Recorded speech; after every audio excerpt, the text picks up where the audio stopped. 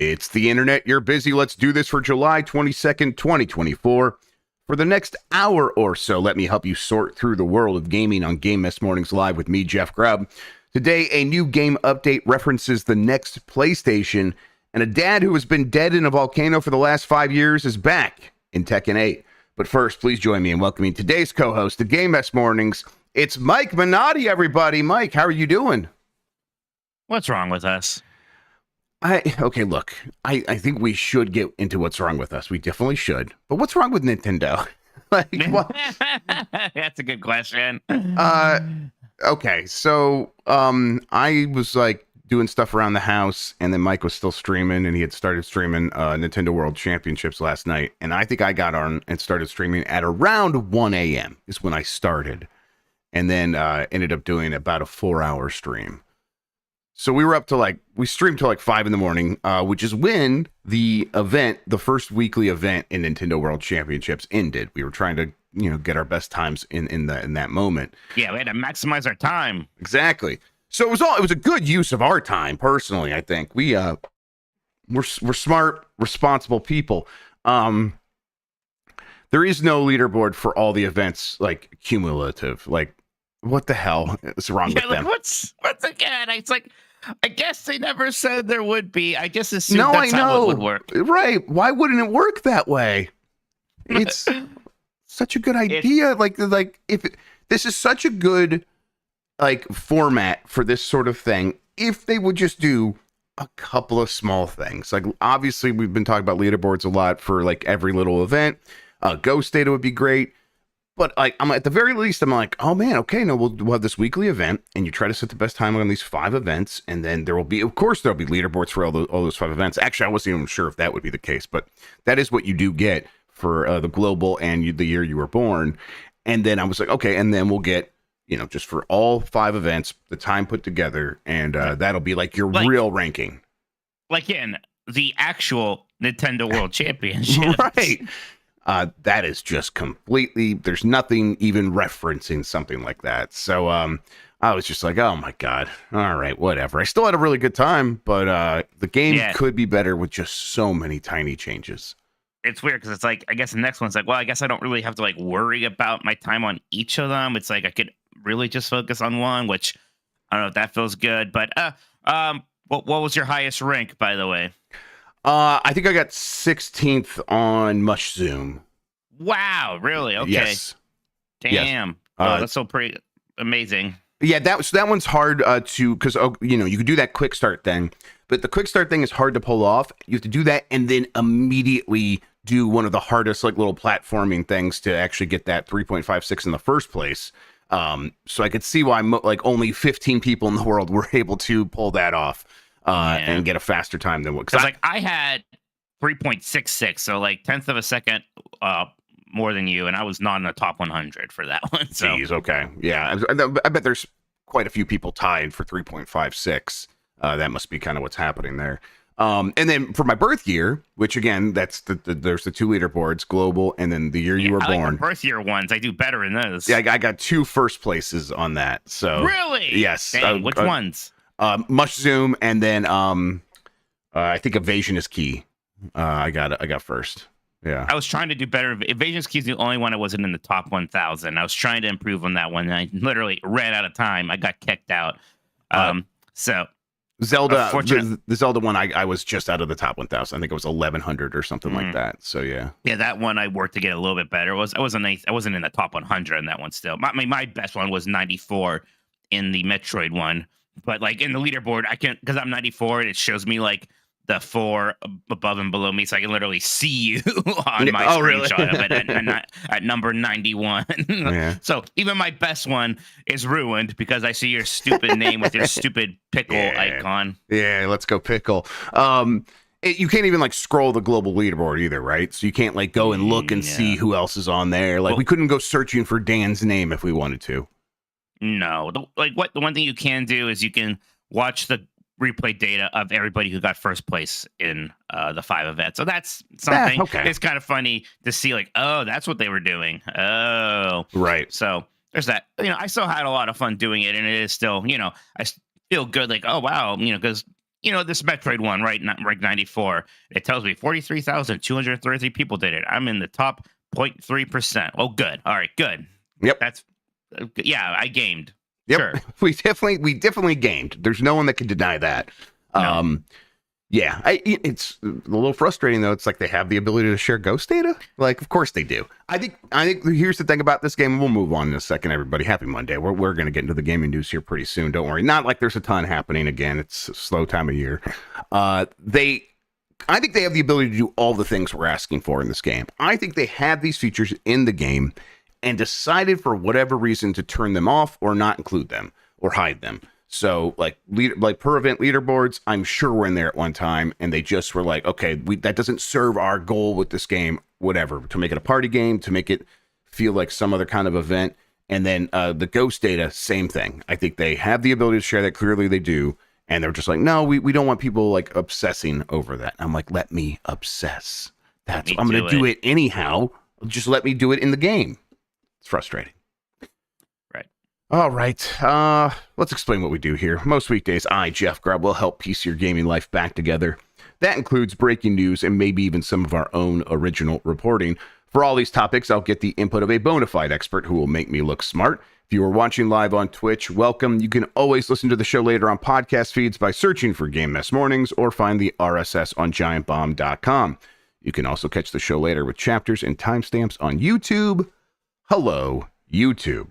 All right, we have a lot to get into, so let's start the morning mess with No Man's Sky PS5 Pro upgrade data mined and visual improvements revealed.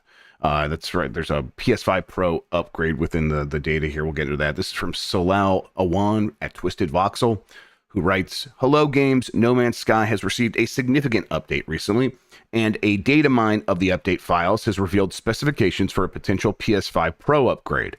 The leaked specifications were found in the upgrade files released by Hello Games.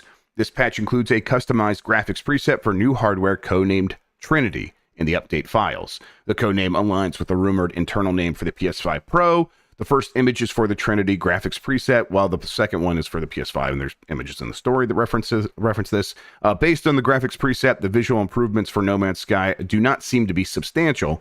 The dynamic resolution scaling setting has been increased from 0.6 to 0.8, indicating a higher average resolution. And that's like 1 would be full 4K, 0.8 would be 80% of 4K, like 80% of the pixels of 4K, and 6 was 60%. So you're going to get 20% more pixels. Image should be a little sharper, and then of course there's always the upscaling techniques that they use to fill in the rest. And then this, some of the graphics details have also been upgraded from high to ultra, but these changes are minor. There do not appear to be significant enhancements to visual quality. Now, this could be like placeholder stuff from Hello Games, right? They could be testing things, but they're like, we will dial this in later, and this could just be like sitting there for now. Like, oh, we know this works, and let's see what else we can get away with, but we're not going to worry about that until we get this very important update out. I would assume something like that is happening. Sure, I'm not like too worried about the like literal specs of that mode. Agreed. What's more interesting here is the fact that there is a preset for an unannounced pro version of the PlayStation 5. Yeah, exactly. And it's, I don't think that the lack of spectacular improvements here is indicative of what the PS5 Pro is capable of. Now, we've heard before it's going to be about 45% more powerful than the PS5 when all is said and done. And the thing still seems like it's coming out later this year. That's been the rumor for a long time. I've heard like a couple new rumors where it's like, oh no, they're like spooling up the marketing, like they are getting ready to shoot commercials and things like that. So to me, that says still this holiday. Where are you at with the PS5 Pro? Like overall, like I think my excitement or appetite for a PS5 Pro when this thing was first getting rumored was like, okay, I don't think I need that. And in this moment, I think it's like lower than that. I'm like even less. I feel less of a need for that thing than I've ever felt before. I'm pretty happy with the PS5. How are you feeling? Yeah, I mean, as some of the truth of it is that at this point, I'm playing a lot of games on PC. Unless it is, a big PlayStation exclusive, then yeah, I'll play that on PlayStation. And let's be honest, like this year, that happens like 2, 3 times, right? The whole calendar year. So it's like, oh, do I really need to like invest so much so that, the few games I am going to end up playing on my PlayStation are going to look better? Now, if the Pro came out and it was like, we are really catching up and it's going to, run amazingly well. And, you're going to be, happy playing a lot more games on your console again. I don't know. But it's like, like the one game I'm excited to play on my PlayStation this year is Astro Bot. And I already played that on a base PlayStation 5 at Summer Game Fest, and it seemed like that one at least was looking about as good as I needed to. Like, what's the showcase game for this thing going to be? Maybe they're going to explain how Astrobot will look even way more impressive on this thing. And don't get me wrong in all this, Jeff. I'm a sicko. I'm gonna want it. I'm gonna buy it too. Yeah. Yeah, but I guess I am really curious to see how they position it. And how much better things are going to look. And, is it a matter of some of these games from the past that I wasn't super happy with the performance of, like Jedi Survivor, like Final Fantasy 16? Are those going to suddenly work way better on this thing? That's kind of the big question for me. Yeah, I think there's a chance that we get like some slight improvements for a lot of those games. Nothing major, but like going from 30 to 60 frames per second would be huge for a lot of those. So yes. I hope that this is what this is all about at the end of the day. I just don't know if that is what like the marketing will like ride on, is that, hey, now those games that were 30 or 60 again, we're back there. Or if they will try some nonsense like 8K or something along those lines. Because no one has 8K TVs, and even if you do, who cares? God, I hope not. You won't see a difference. It's just not. You're just not going to see it between 4K and 8K. So how's Dragon's Dogma 2 going to look on a PlayStation 5 Pro is my question. Exactly. Yes. Either way, when do you think we hear about this? Obviously, we are in the dregs of summer right now. We are still deep into July. Do you think we get it by August? I think I'm kind of like leaning towards September with like a November release or something like that. I don't know. Yeah, I mean, again, it's weird because like what game is positioned with it? Because Astrobot comes out in September, right? And like that's basically their biggest game this fall, at least exclusive. So you would imagine it'd be like, hey, like before you buy this game, like you should know, you get excited about the next PlayStation, but again, it's not going to. There's no way the Pro's coming out in September. That seems real early. So maybe not. I don't know if you can really use Lego Horizon as the showpiece for this kind of thing. So I don't know. It's weird because look, new hardware. You would have thought that maybe the time to announce that would have been yesterday. In some ways, I guess it doesn't really matter as long as it does come out in November and it's already for Christmas time in all of that stuff. You certainly want it before some of the big third-party things. I mean, funnily enough, I guess one of those would be Call of Duty, right? Yeah, true. Maybe you want to make sure all the Call of Duty people know, like, hey, you can make Call of Duty look better than ever. Like, I don't know if you were hearing weird schoolyard rumors about Call of Duty being more of an Xbox thing, but it's going to look better on PlayStation than it does on any Xbox. Maybe that's kind of the low-key pitch on that thing. God, I didn't. And there's think other about that. big That third-party sounds right. things there's Assassin's Creed Shadows coming out and other things like that.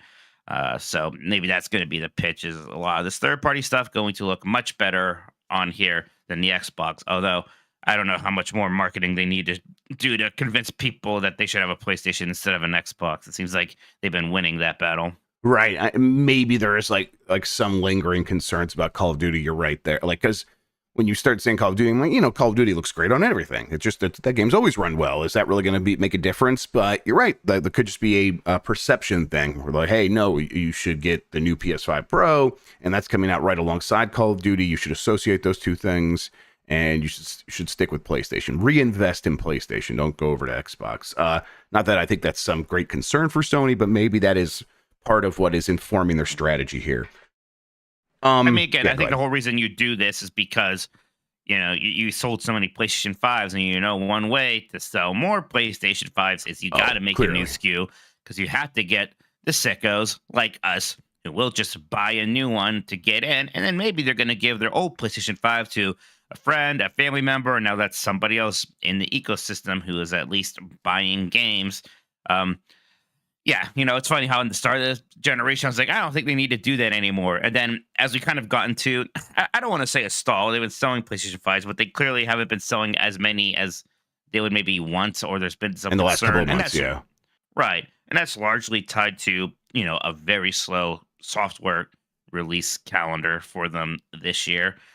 So here's at least something you can do to drum up some excitement. I am curious if this extends the generation all of that much, like we got with the PlayStation 4 Pro, where it seemed like we got at least another year out of that cycle than we would have otherwise. I mean, how many more years do you think we have of PlayStation 5s and Xbox Series right now, as we're getting close to, what is it going to be? When did these things come out? 2020? They came out in 2020, yeah. So, God, these feel like 4-year-old consoles to you?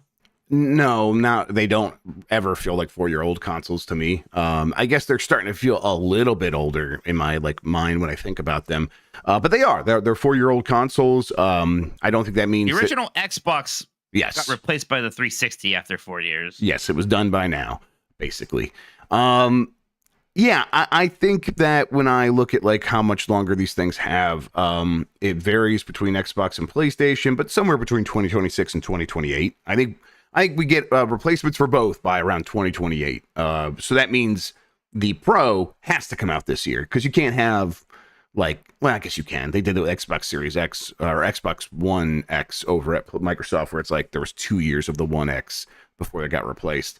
I suppose the sickos don't really care. They're happy to buy a new thing maybe every couple of years. But it's still, I think in PlayStation's eyes, they were like, let's get it out this year, and then in 2028 we'll have something new to actually replace it. We'll have a nice long generation to make a lot of money from the PS5, and then we'll start things fresh then. And then Microsoft might try something different in 2026. So yeah, it's strange. Last thing about PS5 Pro, Mike, what do you think the price is going to be? $500. Yeah, I mean, you don't think it'll be more than the PS5? Because I mean, part of me is about to say, how much is a PlayStation 5 right now? It is $500. $500, yeah, right. So it's like, would there be a price drop on the PS5? Because I don't know. I mean, part of me is like, that's what you should like. That's how it used to be, and that's maybe how it should be. But yeah, you're right. Maybe not. A $600 console seems wild to me. Like, I still hear the words $599 or US retail dollars, right, from that E3 with the PlayStation 3. And so I don't know. There's a part of me that thinks that just seems wild.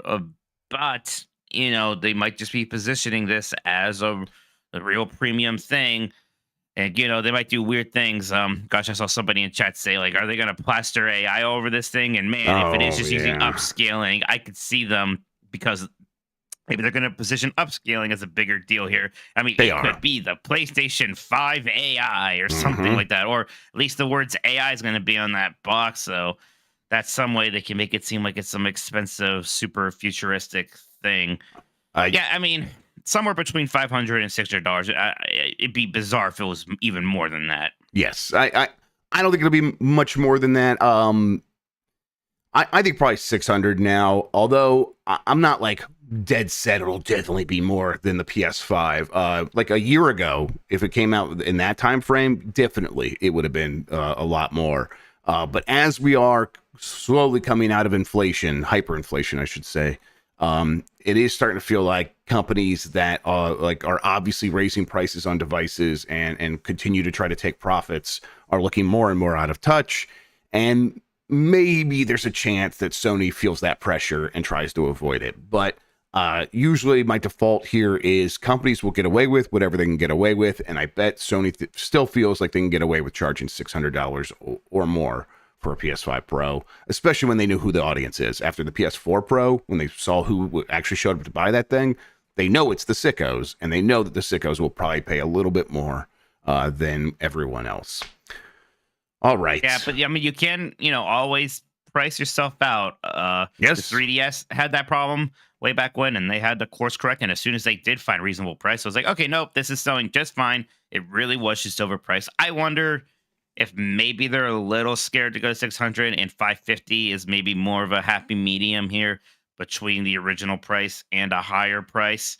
Because, like, there are a lot of things these days that it turns out they are being overpriced. We're seeing even something as mundane as fast food restaurants finally lowering their prices a bit. All these people canceling their tours. What tour? The world tours, because tickets are way too expensive. The Iron Metroid World Tour. Cool shirt, by the way. That's right. Yeah. Thank you.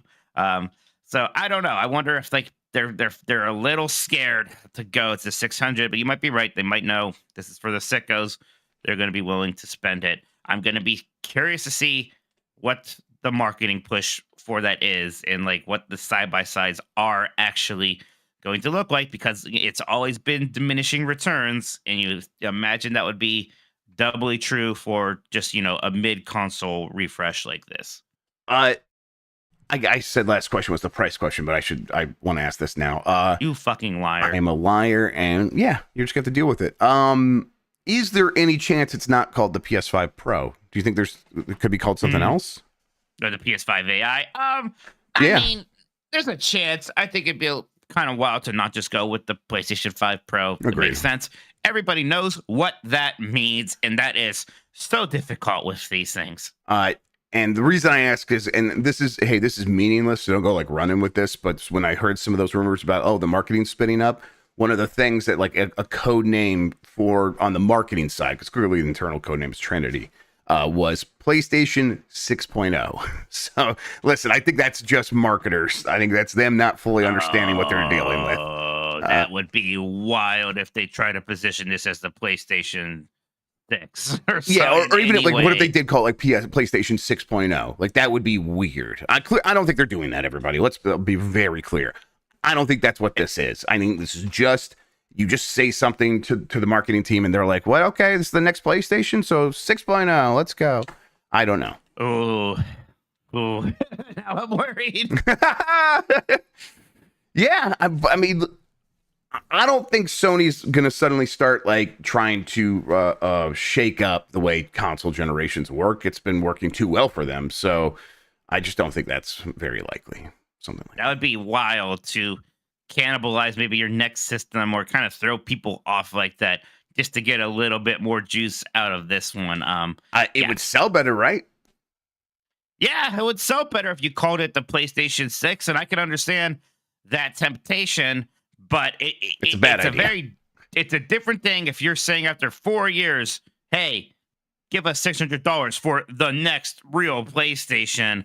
I mean, that's wild. And I get it to some extent, because when the PlayStation 6 comes out, how different is it going to feel from one of those mid-gen refreshes? It's going to play all of your PlayStation 5 games. Right.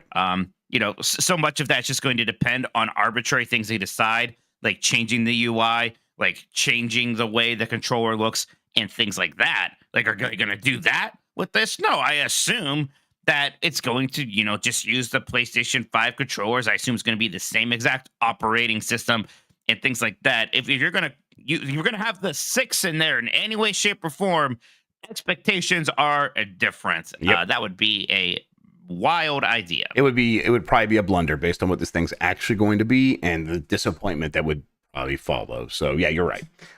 And it's not happening. It's almost certainly not what that is referencing.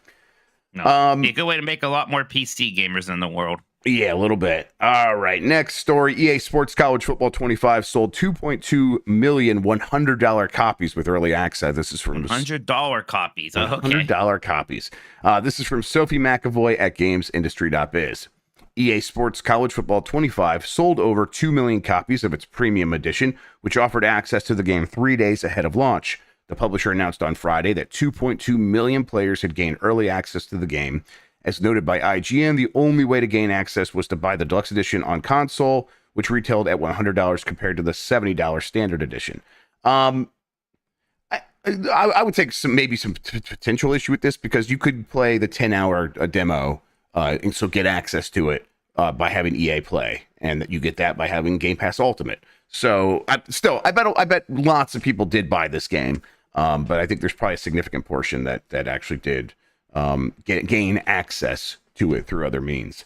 In addition to the 2.2 million players in early access, the game also saw 600,000 people. Oh, no, they have literally the next paragraph. In addition to the 2.2 million players in early access, the game also saw 600,000 people play the game early through subscription service EA Play. Wow. So there you go. 2.2, so 2.8 million people actually playing the game. I'm not reading the story. Wow. No, I read up until that paragraph, and I'm like, okay, I got the story. Let's go. According to Circana analyst Matt Piscatella, EA Sports College Football was at number 3 in the U.S. for daily active users on Xbox Series X and S, and number 4 on PS5. Yeah, that's really crazy. That's a huge number. We knew there was pent-up demand, but this really shows it. Do you have any thoughts on it? And then I guess we can kind of want to talk about the early access stuff because that's still a hot topic with some people. No, this isn't really my thing, Jeff. I've never been a big fan of the more realistic sports games. I can get into MLB The Show every once in a while just because I like baseball, more than any other sport. But I'm just happy to see a hit, right? Yeah. Which is kind of a wild thing because normally I don't have to be like, I'm worried that there aren't enough hits. Seeing something new like this come out and make a lot of money is just good for the video game industry. I hope. Yep.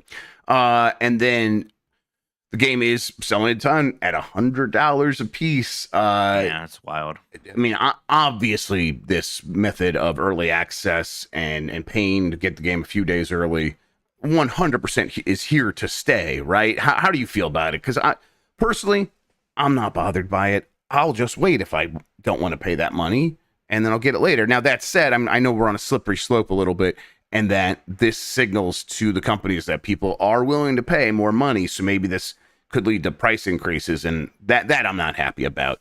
But I just don't mind this necessarily. How do you feel about it?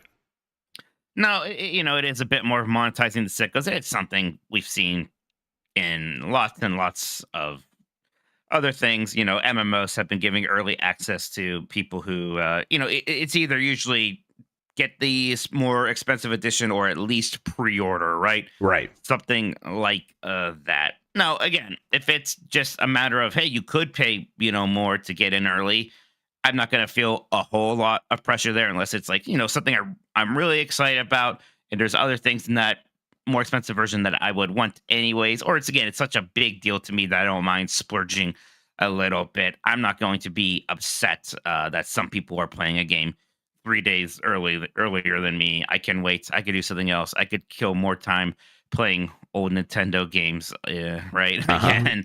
But you're right. Like it is. I hope people aren't like, wow, look how happy everybody is to spend $100 on a video game. We should maybe just make that the standard. That could be a disaster. I hope that's not what people are thinking. Yeah, I think what they're really thinking is there's like malleability in how they can price different parts of the market, right? Where it's there are people willing to pay $100, and they know that there are millions of people out there willing to pay $20, and they'll get to them eventually. And then I think that's probably the right way to do this, where it's like put a nerd tax on something, and let the huge nerds for college football show up and pay extra money, and they could sort of subsidize these games for everyone else that's going to stay to the $70 price tag. I know it's maybe a very optimistic way of looking at it, but I do think that's part of what's happening here, is that these companies are like, look, we can charge this segment more, let's do it, and then the normal price could stay the normal price for even longer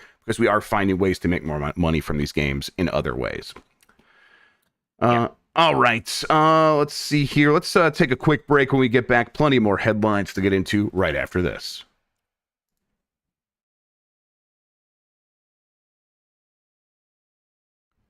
All right, we are right back into it with Concord gets surprisingly low Steam numbers during open beta. This is from Alex Hopley at Game Reactor. Sony struck gold earlier this year with the launch of Helldivers 2, a game that proved incredibly popular both on PC and PS5. While the player base for Helldivers 2 might have fallen off substantially, there are still plenty of players logging on in any given day. It seemed like that this PC and PS5 strategy will be Sony's new normal for its live service efforts, but it seems that lightning hasn't struck twice. Concord, Firewalk Studio, and Sony's team-based hero shooter has failed to drum up an audience on Steam by the looks of things. Over the course of an open beta weekend where one would expect people to be interested enough to give it a go, Concord only managed to peak current player count of 2,388 as per Steam database. It's worth noting that the game is also available on the Epic Game Store, and there are likely plenty of people who enjoyed the game on PlayStation, but these numbers are still not very encouraging. Yeah, I think not very encouraging is probably the right way to put it. I don't think, again, that this is not a death sentence for this game at this moment. Like, I think the launch really still can be something very different depending on a lot of factors. But this is not going to be the kind of thing where it's like, all right, now we know that this game is going to be a hit. This feels like it's a long way from turning into a hit at this point, right? Yeah, I mean, because again, this is going to be a game with a price tag, $40. Hey, $60 for the digital deluxe edition that gets you 3 days early access. There it is again. So I think it's worrying that when the game was free for a few days, and even after a period of time where people could play it also online, maybe fewer people had access. This was just the open beta available to everybody, and if there's a lack of interest in that, I think that's concerning, especially again when the full release is going to have a $40 price tag to get into it. I mean, I'm not feeling super confident about the prospects for this game, and so much of that, man, the first impressions are important with these kind of things, Jeff. And again, I know you can't really second guess these things. I'm not sure what exactly the thinking was with that very story specific trailer. You kind of said it before. It's like, well, this is a PlayStation game, so that's what people kind of expect with these things. Maybe I don't really know if that's what they expect with this kind of game with these things. No. I played the open beta, right? So I spent a few hours with this thing, and I'm somebody who's really liked Overwatch and other kind of hero based or class based shooters before, and I was having fun. I was enjoying it. I like that the time to kill is a bit longer in this one, so it makes it feel a little bit more that Halo/Destiny flavor as opposed to being a pure Overwatch kind of clone. And there was a mode that was basically the Counter-Strike mode, and kind of doing Counter-Strike stuff with these hero characters. That was kind of fun to me. And there's a lot of characters, so you find a few of them that click with you a bit, right? But having said all that, like, none of these characters are as immediately appealing or interesting as what Overwatch can do. I also played some Overwatch 2 because they have a new character in that, Juno. I just like looking at Juno. I'm like, this character looks so cool. It's like an 80s sci-fi anime, like space girl. That's awesome. And it's just so much more visually appealing and interesting off the bat than this kind of more like like these people have realistic faces, Jeff, right? I think that's the best way to put it. There's a realism here that I think is not really a good fit. And the Guardians of the Galaxy thing, that can maybe be overstated. That one character, the big guy, is just so Drax that it's kind of insulting, right? Yep. It's like, oh, this is the big guy who like kind of talks a little stiff and like, worries about honor, things like, oh God, this is just a Drax. So, it's kind of wild to me that so much of what they're positioning with this game is like the storyline, the characters, when it seems to be the weakest component. Yep. It's I don't envy the position they're in. I think trying to make like a game and go like, okay, let's make characters as appealing as Blizzard makes them is very, very challenging. Like that was an uphill battle from the beginning. And I don't hate the roster. And I even kind of I mentioned this somewhere, I can't remember where we were. I was won over a little bit by some of the story elements that they had in the videos. But not to the point where I'm like now super excited to go play the game. I was more like, oh wow, this is better than I expected. And I think that is kind of still where Concord mostly is for me. It's either, oh, this is fine, or that's better than I expected. It's just, I think I had pretty low expectations, so it's not reaching to the point where it is sort of having this pull that is taking me away from anything else that I'm interested in playing right now. So, yeah, I feel like it's not like done, but I think that they are going to have to really figure out some marketing for this game. They're going to have to really figure out how to get people interested, and they might have to make the game sort of free with PlayStation Plus or something like that to make sure that there is a certain number of people playing. But we saw, an open beta and barely anyone touching it. It's rough out there. And what do you think this says for the rest of Sony's like a live service approach going forward? Like this is the one that they didn't cancel, right? They had several other projects that they're like, well, we're not going to do that Factions thing from Naughty Dog anymore. I feel like Factions from Naughty Dog, regardless of what like the cost of monetization or like the microtransactions was going to be for the team, because that was the concern, is we have so much content we'd have to make for this thing to keep it going long term. I feel like you put that thing out for $40 with a few updates every once in a while, and that does way better than this. But maybe I'm just fantasy booking. Yeah, there's so many questions about that still with Factions, because you're right. Like, man, there's nothing to salvage there. There's no product to release and make some money from The Last of Us, arguably Sony's most important franchise. So that is wild in a lot of ways. But gosh, you're right. It's such an upward battle, and Sony's, it's, when you're doing 10 or whatever it was online multiplayer projects, you're like, okay, you're casting a wide net. I guess that's the idea. But it's like, okay, you're lucky to get one hit or two, and they seemed to get really lucky with Helldivers 2. That seemed to do way better than anybody would have expected. It's like, okay, great. How many problems did that solve? Was like, is PlayStation suddenly super more secure now than it ever was? And it's kind of like, no, like already we're talking about player numbers falling down for that a bit. It's kind of like, well, was it a Fortnite hit? Well, okay, yeah, of course not. Is that the expectation? Because God, Concord can never be that. No. I should be careful what I say, because now you watch somehow it will be. But good for it if it can be. Okay, how many more Helldivers 2 size hits do you need to get for PlayStation to suddenly be like, okay, great, this is actually making up for all the money we used to make by just being able to release more games? I don't know. And again, like, when's the next one after Concord? There's a few things cooking, but there's no Last of Us, which again, that's wild to me. You see why it sounded like a good strategy, and maybe it still is. I don't see the numbers, but we got a Helldivers 2, and now we're getting a Concord, and maybe not anything else for a while. And it just doesn't seem like Concord's going to be pulling a ton of weight. Yeah, I agree. Evo happened over the weekend, and it was a great event. I watched some of all of the events, but especially paid attention to Street Fighter 3, and I was happy with that because there were some great moments in there, some really excellent moments, in fact. But there was some news out of there. I just got a couple of the stories. Mike, if there's anything else you want to call out, feel free. But Tekken 8 is bringing back Heihachi and adding a new story chapter. This is from some upstart called Timur Hussein at GameSpot.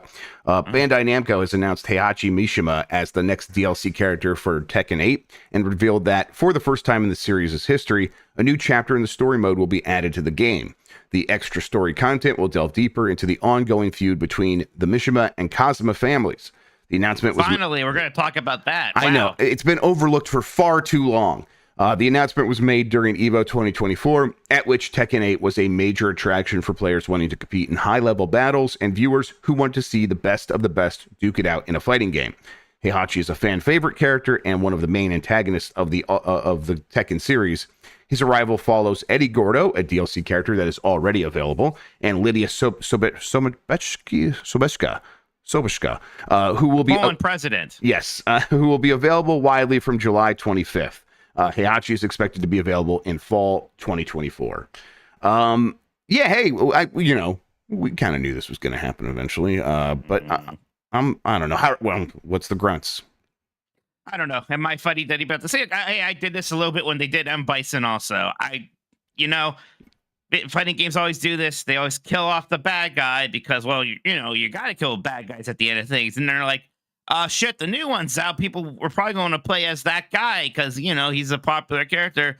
So you got to bring him back from the dead by either just saying, he survived anyways, or... Yeah, but, having Heihachi is more important than the sanctity of death in the Tekken universe. But we have Reina. They made a whole new character that basically kind of had that moveset, and everybody liked that character anyways. And again... You get one new character every, 3 or 4 months. It's like, okay, great. One of these slots is for another Mishima-style character. I don't know. I'm a little bit of a fuddy-duddy. about this kind of thing, and about in general characters coming back to death constantly in media. It's just kind of one of my pet peeves. Hey, like, just because again where everyone's in on the joke, it's funny having Harada's little thing saying that he's dead for sure at the end of it. Whatever, but it's like, oh god, we really just can't ever move on from anything. But then I get No, we Heihachi's a can't. very popular character. He's like one of the most iconic Tekken characters. Well, then don't kill him. Then don't kill him if you know you can't actually kill him. So yeah, I'm a little fuddy-duddy about this. And then the other aspect of it is, I'm glad we're getting more story mode content. But one of my few complaints with the Tekken 8 story mode, which I thought was excellent, is that it is entirely about the Mishima. So it focuses very heavily on a few specific characters, and then other people that I'm maybe more interested in seeing stuff from, we don't get. So, I guess, hey, of course, the story mode is going to be about Mishima's again. And at least it seems like Jin necessarily isn't super involved with it. And it's going to be about what Heihachi is up to and why he's alive and all this stuff. That's fine. But if you had told me like this one's going, the next DLC is going to really focus more on Nina, right? I'd be kind of interested in that. But presumably we are going to see what's going on with Reina, and kind of what she was up to was the cliffhanger from the last story mode. So that's fine. It'll be interesting, but I don't know. How do you feel about it, Jeff? Yeah, I mean, I feel the same way as you do about the story, where it's like, oh, I wish they were expanding. Well, who knows how they're actually. Maybe they do expand the story, and Heihachi is just sort of the tarp they put over to get people interested, and maybe they'll do some interesting stuff with that. But like on its face, suggesting that this is going to be more about the same battle that we've been dealing with is a little disappointing, I think. But I'm glad Heihachi's back. I wanted him to come back. I don't care about any of the same stuff. I am not a fuddy nor a duddy about this. Wow. It's like, yeah, no, you should bring back that character. That's very cool. I think that is excellent. He throws dudes in volcanoes. He should be alive instead of dead. That's my opinion. Yeah. Don't kill him. Don't kill him. It's fun to kill. It's fun to kill people too. Him. It doesn't bother me. SNK is bringing SNK versus Capcom SVC Chaos to PC, Switch, and PS4. This is from Andy Robinson at VGC. SNK has re-released its classic fighting crossover, SNK versus Capcom SVC Chaos, for PC via Steam, with Switch and PS4 versions arriving tomorrow, as in today, July 22nd. SVC Chaos was originally released in arcades in 2003, with PS2 and Xbox ports arriving later. The title was never previously released for PC or Nintendo platforms. The game features a roster of 36 characters across various series from SNK, mainly King of Fighters, and Capcom, mainly Street Fighter. This version includes new rollback netcode and tournament modes, as well as a hitbox viewer and a gallery mode featuring 89 pieces of artwork, like key art, character portraits, and more. That's cool. I'm glad Evo's getting shadow drops. That's always a fun time. I'm like probably just gonna grab this and have it and maybe play it a little bit. I'm not like planning to dive into it in any major way. You got any love for SVC Chaos? I never really played much of it. Well, actually, because the game's reputation isn't great. No, right. So this one came out after Capcom's Capcom versus SNK games, which are this is different, and this is different. So for casual fans, like, well, I thought the Capcom versus SNK. No, this is not that. This is SNK's game. Right, and this was the one SNK made, and it was still like running, I think, on Neo Geo hardware, which at this point was very, very old. So it didn't really look as good as Capcom vs. SNK. It also kind of had a strangely dour presentation. In general, the game was just kind of criticized for the sort of vibe of it being a little bit weird. I bet it still plays really well. And seeing the kind of SNK version of Capcom characters is pretty fun. So I am excited to go and play this. Capcom vs. SNK 2 is the one that I really want. But, seeing them do this, does give me hope it happens. There's a part of me that's like, oh, we're just releasing this by itself and not doing a collection with this and the two Capcom versus SNK games. Maybe that's difficult because, again, you have two different developers and publishers involved with those games, so you couldn't really easily put this one together with the Capcom versus SNK games. I don't know. But I am glad that this is still getting that release, and it is getting things like rollback netcode. Right. Because like otherwise, if you wanted to play this game, you are depending on emulation. I don't think there, ever was a release for it outside of it coming out to Xbox and PS2 in 2003 and 2004. So yeah, great. Let's get these fighting games out on modern platforms. Because even a lesser pixel-based fighting game from back then, we don't get a lot of those anymore. So there's still something very novel and interesting about them. Yep, I would just rather have it than not have it. This is so I think it's great from that perspective. And like I said, I'll just like add it on the Steam account or something like that and play it for a little bit and just to see what it looks like. Mostly, yeah. Zero in this game as a secret character. Oh, never mind that. Throw it in the trash. Wow. Okay. Damn. Shit. I don't know. I said that. And then bring it back to life. Yeah, you're right. All right, you're right. My bad.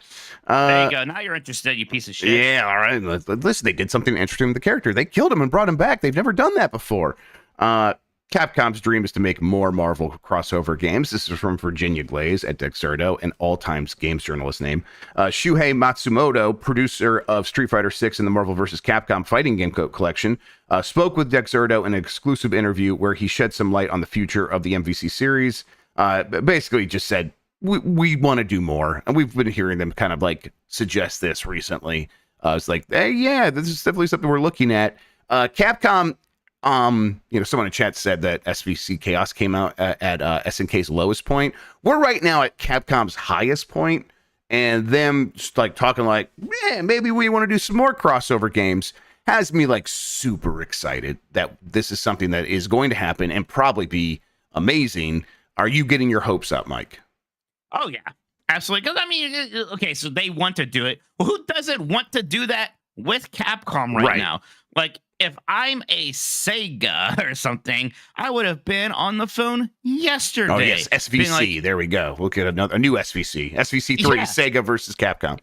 Like, yeah, hey, you want to make that game and, like, put all of our characters in it and, like, give us some money and raise their profile? Sure, absolutely. It's also great because it gives Capcom a way of putting a lot of its non-Street Fighter fighting game characters. Because, it's like, I want to get a new Darkstalkers, a new Rival Schools, a new Power Stone. Are those things going to happen? Probably not, or at least they're way less likely than, just the next Street Fighter. But in a versus game, you can just throw all of those characters in there. For a while, I was just like, just do a Capcom versus Capcom even. Right. These days, it seems like another Marvel versus Capcom is super likely. And frankly, another Capcom versus SNK seems super plausible with Terry and Mai coming to Street Fighter 6. We also got another teaser trailer of Terry in Street Fighter 6 during EVO, and that looks great. But yeah, like we should be getting way more of these games. There's so many possibilities. I do think we're not going to get anything else until at least those two first. I mean, I have no idea why you don't do a Marvel versus Capcom 4 or 5, whatever they want to call it. You do, yes. Right, that's the one you do.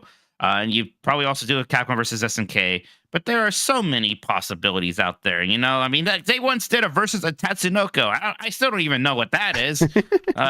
So come on, yeah. There's a lot of ways to have fun with this concept. They should be doing more with it for sure. Yeah, Tatsunoko is not Ultraman, but I always confuse it with Ultraman. I think is how it goes. So yeah, I don't know either. Give me Red Earth 2, you cowards, you pieces of shit. Tales of Xillia Remastered Switch release spotted online. I think it might be coming to other things as well, but this is from Nintendo Life, Liam Doolin. Bandai Namco could be gearing up for a remaster of the 2011 fantasy role-playing game Tales of Xillia, according to a new rumor doing the rounds online. Some Reddit users have supposedly discovered possible retailer leaks, with Switch, PlayStation, and Xbox listings surfacing on 3 European websites owned by the same company. For a remastered version of Xillia. It seems these product listings are also registered to Bandai Namco, and there's some artwork included. Tales of Xillia was originally released on the PlayStation 3 and was followed by a sequel in 2012, which was also exclusively available on the same platform. Bandai Namco has previously released Tales of Hesperia Definitive Edition and Tales of Symphonia Remastered for the Switch. An online listing for Tales of Xillia 2 popped up in 2018 for the PlayStation 4, but to this day, the sequel remains exclusive to PS3. Are you getting your hopes up for this one, Mike? Someone who I know you're like the one person I know who's played these Tales games recently. Yeah, no, I like Tales quite a bit. Xilia's one that I've never really jumped into. I think just because there's some weirdness to me about there being two of them. You don't usually get direct sequels in this franchise. And it would be weird to me if we games should come out and they die and stay dead. Oh my god.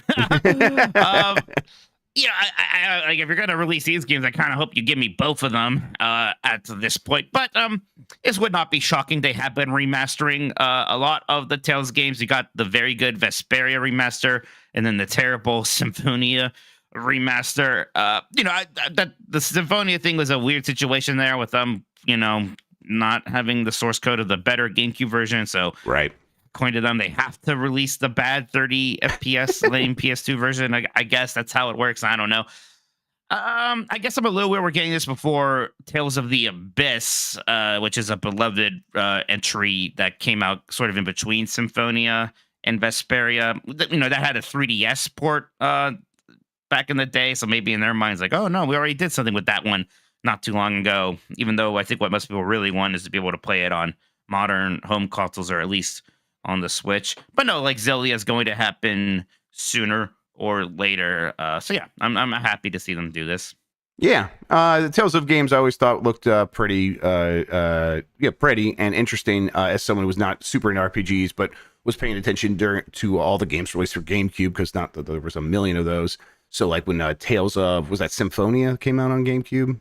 That's Symphonia. Yeah, Symphonia was the GameCube one. That was the first one I played because it was like, GameCube didn't have a lot of RPGs, right, let alone original ones. So the fact that came out and it was good, it seemed like that's when a lot of people discovered the series. Exactly. So I was like paying attention at that time, and then realizing over time, like, oh, there's all these other Tales of games, and they're part of the same series. This will probably happen, as you said, because they've been doing this, and they're probably looking for another one to do next, and this is probably the next one in line. If you're interested in this series, do look into that Tales of Vesperia Definitive Edition. That's on everything. It's great on Switch. I like that game a lot. Yep. All right, that does it for the news. I have some poll questions that we need to get through and ask here in a second. Let me get that set up. All right. Did you see that Bethesda union thing? Oh, yeah, I did mean to put that in there. Yes, Bethesda unionized basically across the board, right? Right. It's not just QA testers or anything like that. It's like it's all of its workers. So it seemed substantial, and it's a big one. I think it's the first time it's happened. At least a Microsoft Xbox game studio or anything like that. Right. Microsoft has previously said that they would recognize unions going forward. So that should be good news for them. That's really, really cool. That feels like a sea change. That feels like it has officially come. If the one of the biggest studios in the world that has made some of the biggest games in the world and has no, there's no evidence of them slowing down anytime soon. They're working on Elder Scrolls 6. To me, that says, okay, if they can do it, any studio can do it. And maybe that's not true, but it's starting to feel that way. So very exciting. All right. Let's see here. Sorry. Did y'all see Lucy from Cyberpunk Edge Runners is going to Guilty Gear Strive? Yeah, I thought you might bring that one up. That looked pretty cool too. I'm not super into that series, but that seems like a character that fits that game. Yeah, exactly. It seems like a good fit. So that's smart. That's a game that's kind of that's been out for a while now. So you kind of have to have an interesting guest character to get people aside from the super hardcore interested in that. So that's smart. Yep. All right. Poll question from Friday. Have you made an in-game purchase in the last year? 57% said yes. 43% said no. We do have a new poll question. We will get to that here in a second. In the meantime, Mike, why don't you tell people where they can find you on the internet, what you have going on, and all that good stuff? I'm a managing editor over at GameSpeed, so please check us out over there. 90s Disney is my Disney podcast. We did an episode talking about our favorite transportation options in Disney theme parks and other theme parks. So that was fun. Speaking of Disney, check out MinMax. They posted a video of me gallivanting around Disneyland, which is a fun time. The 40-minute version is free. There's a 4-hour version available just to their Patreon. So check that out if you are so inclined. it was funny because you were going back to Disneyland for like you've been there very frequently in like the last couple of years, and you're like you had just done the hey, let's guide some idiots through this place and have a good time. And you're like, I'm looking forward to like maybe spending some time with myself. And then there's this video where you're like, you are once again guiding people around, and I'm bet like as soon as it got started, you were like, no, this is fun too. I'm sure it was a good time. Turns out that's actually, it was an amazing time. I had a lot of fun, and there was like an hour where I'm the last person standing, so I still had that just wandering around by myself time. Yep, that still seems very, very cool. All right, let's see here. New poll question. I got it right here. Do you feel a need to... Bacalar is amazed about the story where when we went outside and Rise Resistance, and Dan was like, is this shoot outside? Yep. Bacalar, did you hear it? Did you see, while you're gone, did you see us having to tell Dan Reichert that the sun has gravity? Can't tell did you see this. that? No, you can't, man. Did you see that? No, you'll kill him. You can't tell Bacalar this one. Oh, that's right. Jan doesn't know either.